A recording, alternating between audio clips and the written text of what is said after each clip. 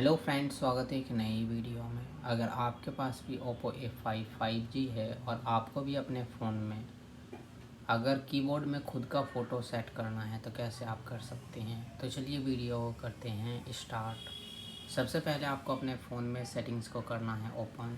Search पर click करना है, कीबोर्ड ओपन हो जाएगा। सेटिंग्स के आइकन पर क्लिक करेंगे, थीम पर क्लिक करेंगे। उसके बाद यहाँ पर प्लस का आइकन मिलेगा, क्लिक करना है।